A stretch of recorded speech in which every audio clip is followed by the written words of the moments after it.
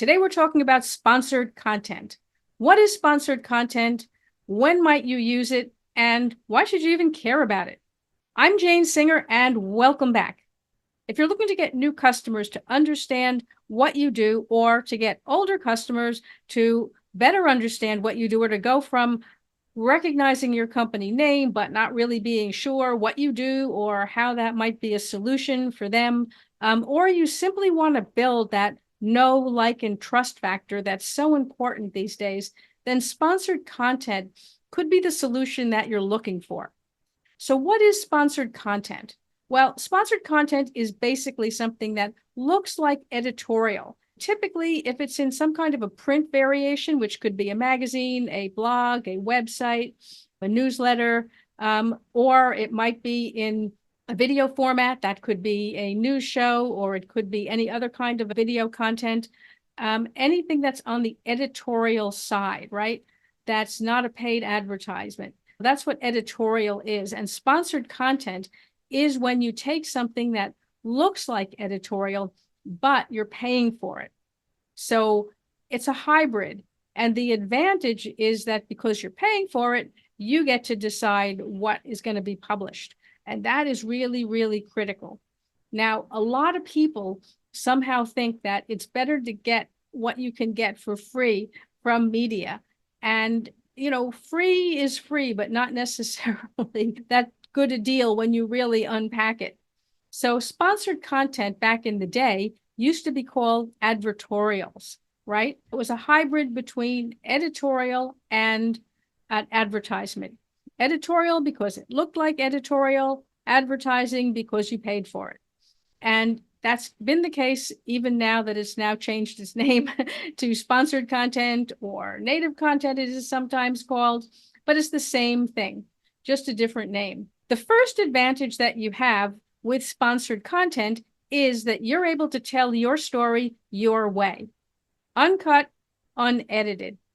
This is one of the key reasons why smart marketers are choosing sponsored content. You'll see sponsored content in many places. And now that we're talking about it and I've brought it to sort of front of mind, you'll start to see this all over the place. Before someone mentions it, right, you never see it. And then once someone brings something up, you can't stop seeing it, right? Have you ever had that happen to you? You'll see this a lot on newsletters these days, but you'll also see it in magazines and on websites. And increasingly, you're starting to see that in video formats as well. And the reason why companies like this is because they want to tell the story their way. They want to control the narrative, as you might say. Now, when you're doing something purely as editorial, essentially, you've tried to reach out to this. I'm going to call everything a publication, even though I know, some things are video formats, some things are a blog post or whatever, newsletter. They're not all actual publications, but we're going to call them publications just so that we don't have to run through a whole list of formats, repeatedly throughout our conversation here. So you reach out to a publication and you try to pitch them what you're doing and hope that they will want to write a story about your product, your service, or interview you or whatever. People either do that on their own, or sometimes they're working through a PR agency. Either way, you're looking to get something for free from the publication. Well, in that case, it goes through editorial and they're calling all the shots, all of the shots. Now, you may think, okay, well, if I can land something for free, if it's free, it works for me. And people do that, right? And they try their luck to see if they're able to get editorial coverage. Now, let's talk about why this isn't as good as it seems. We know that anything that's free for some companies is already a win, but you can't guarantee whether anyone in editorial is going to pick up what you're doing, right? You send in your press release, you reach out to them via email, or maybe you try to call them or text them or whatever, but will they get back to you? Will they open your email? Will they read what you sent? And if they do, will they think it's interesting for the publication? Well, maybe yes, maybe no, who knows, right? You don't know. PR will often perpetuate this myth, right? The idea is that people who are working on what we're calling publications are desperate to find content, right? They're struggling and they only hope that some great story comes in and lands in their lap and helps them out. That's what they try to refer to as, you're going to help them out. Well, let's bust a few myths here, my friends. I've spent decades working on both the editorial side and the advertising side in media. So I can share with you a truly insider's point of view of how that works. Now, when you're an editorial, first, let's take a look at what editorial wants, because we have to understand, if we want something from somebody, we have to understand what's a win for them. What do they need? What do they want? If you're working in editorial, your KPIs are growing your audience, retaining your audience, and building audience engagement, okay? Those are what you're being judged by. And you're being judged fairly harshly because it is a competitive world and you want to keep your job. So, and if you're running a publication, you need to also show that your publication is growing. And the only way it's going to grow is if you're building an audience, retaining that audience, and engaging with that audience. So therefore, you are looking for stories that you think are going to have a bit of uniqueness to it, or a topic that you can see as trending and people are very interested in. This is why when you look at a lot of the topics that are covered in any news media anywhere in the world, it does tend to be things that trend more towards the sensational, the exciting, the incendiary, right? People say, oh, how come they only cover bad news? Well, because it gets views, right? So realistically, you're trying to get your new product, new service, new collection, whatever it may be, in that environment. You're up against a lot of competition, right? It is not easy. That's number one. Important to know that. Number two, okay, is how many people are competing, sending in press releases and reaching out to try to hope somebody will write a story about them. A lot, right? A lot. So you're fighting for the attention of somebody who is working in that editorial department. So you first have to get their attention. You have to get them to open your email, read your text, pick up the phone if you call them. You have to hope that when they see what you have, they'll read through the whole thing, that they'll be interested in it. Okay, so already we have a very long journey. And then after that, you have to say, what of what I have sent them to look at will they actually run? You've sent in a press release. They decide, oh, okay, this product could be interesting to include, right? If it's a press release about a product, this product could be interesting to use in an article we're writing about this kind of product. That doesn't mean they're going to take your whole press release and stick it in there. They will not. That is the worst possible form in editorial. They'll read through it. They'll pick out the key points that they think are interesting to their audience. Emphasis on that they think, not that you think, that they think are interesting to their audience. They'll rewrite it their way, and that's what's going to run. You may think, well, we have these great product upgrades we just really want people to know about. But when the person on editorial reads your press release, they see the bit about the new data center that you added, and that's what they're focusing on, right? They're going to pull you into some article they're doing about data center expansion. You're like, what about the product upgrades? Too bad. Too bad. It's their way. That's editorial. It's their way. Now, what if you get to do an interview, right? You're like, oh, I got an interview or on a podcast or whatever. I'm going to really go hell for leather and I'm going to pitch product, as hard as I can. But it's in the end, that will also be edited down. And I know this, having, like I said, been on both sides. Someone goes in there and is pitching product, that gets cut, right? You'll even sometimes, if it's a live, right? And you'll see this if you're watching people who are doing, let's say, news shows, right? And they'll have a guest expert on, or any kind of guest on there. And the interviewer will be asking, or the host, this question or that question. And you can see the person's like trying to get something in there that they want to put in there, right? And the host is like, I want to stick to the subject, or we need to focus on this. You can't do that. Like, you will not win trying to do that. That's a bad strategy. So you're kidding yourself if you think any which way that you can come through editorial and have any control whatsoever, right? If you get published, you're lucky. If not, well, that's just how it rolls. And that's typically the way it goes. That's a key reason why companies that say, we have a message we want to get out there, and we have a way that we want to frame it, we want to control the narrative, that's why they will go pay some money, get sponsored content. They know it's going to run their way, and no one's going to be editing it, and no one's going to be cutting out the parts that they want in there. It's going to be exactly as they want.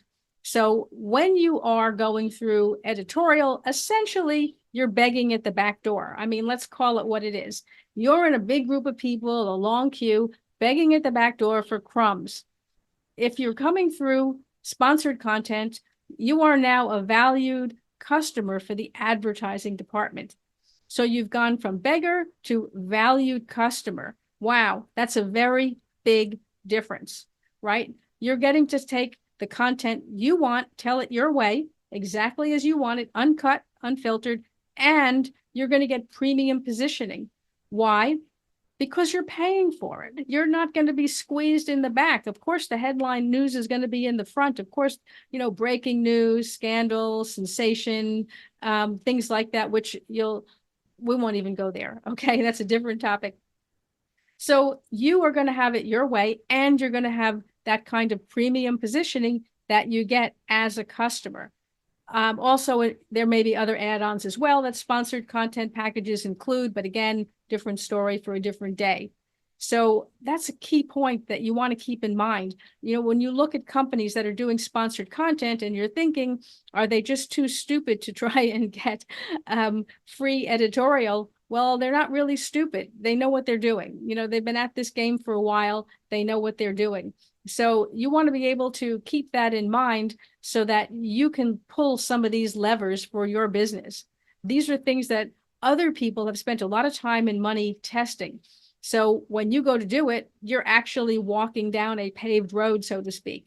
You're not going out into the woods and trying to cut down the trees and, plow the field and pave the road. Now, one other thing that I want to bring up when you talk about sponsored content, which is that since it's your content, since it's your way, you are able to put in links. That's really critical because, okay, let's just take, for example, your sponsored content is on a newsletter, right? Now, newsletter has content, the reader will open it up, they'll start to read the content that's provided by the media company, the publisher, and then they'll get to the sponsored article there. They'll start to read through it. Just like with the editorial, there'll be links to read more. So this will have a link, read more. That read more can take them to any place really that you wanted to, or if the publication says it has to go to the rest of the story on the publication's website, you can still have within the content jumps that will take them to your website. In many cases, the publication will just say read more can just be a direct link, a direct hop over to your own website. So what you're enabling people to do is to read your content and go directly or quite easily over to your website, over to your contact form, or perhaps to other things that they might want to know. You can have links in for tech specs. You can have links in for, see more pictures of the product or contact us. So again, much more powerful than just having a blurb, right, within editorial without links, because why would editorial put links in? Their job isn't to promote your product, right? Their job is to provide information. Their job is not to put links in so that people who want to buy your product can more easily buy it, unless they're affiliate links. And again, that's a very different story. We're not talking about affiliates here. So I just want to show you a couple of quick examples of what sponsored content looks like. Let's take a look at this one here from Morning Brew.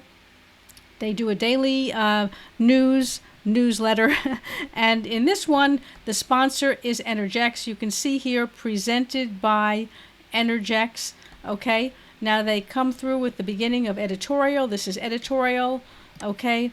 So market year to date is editorial.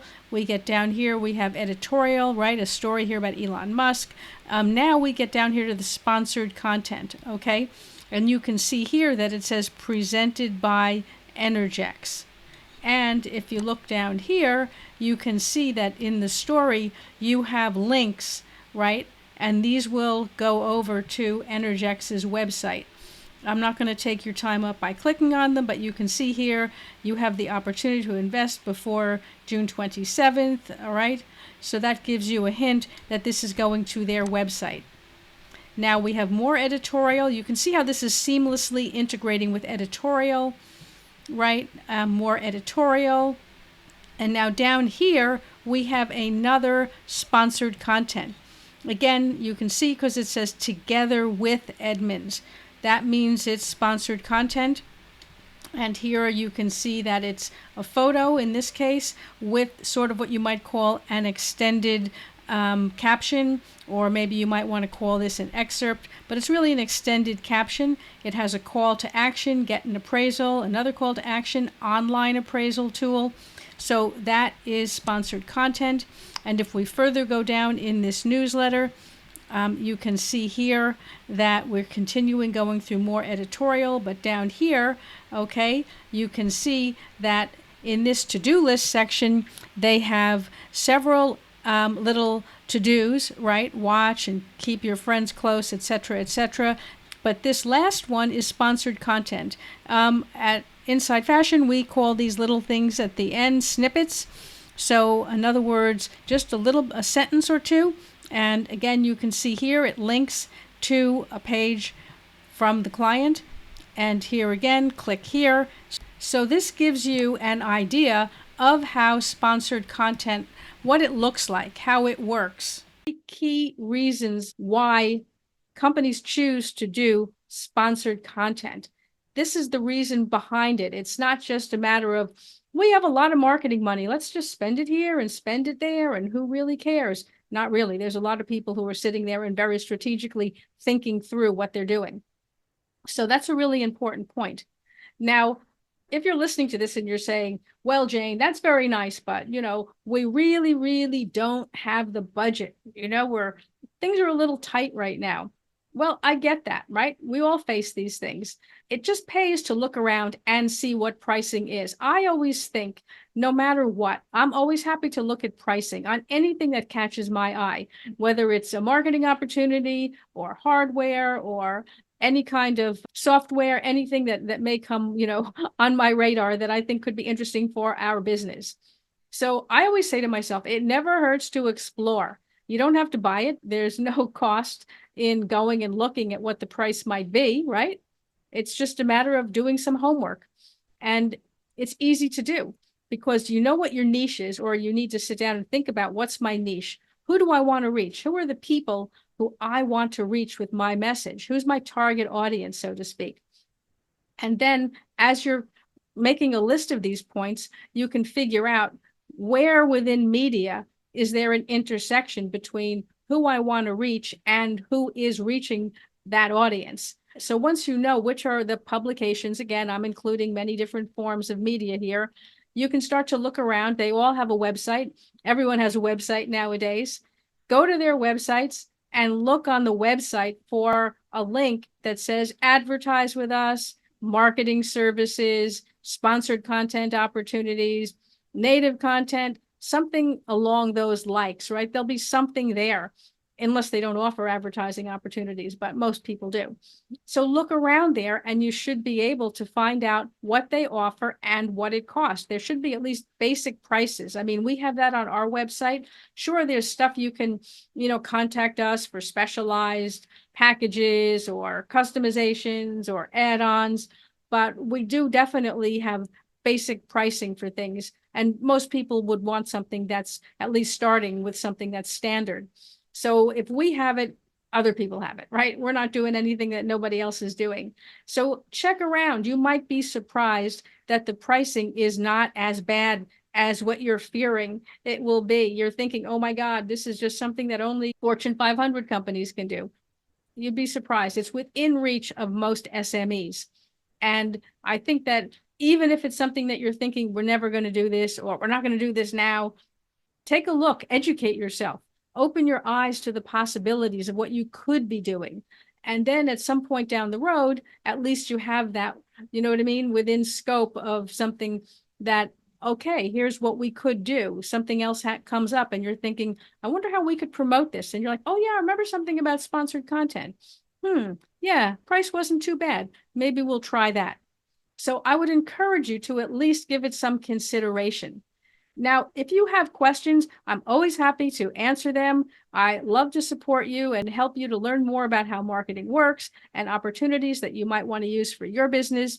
There's a link below for comments and so forth. Please feel free to reach out to me. I'm here to help you. Thank you for being with me. I'm Jane Singer, and I will see you in the next video.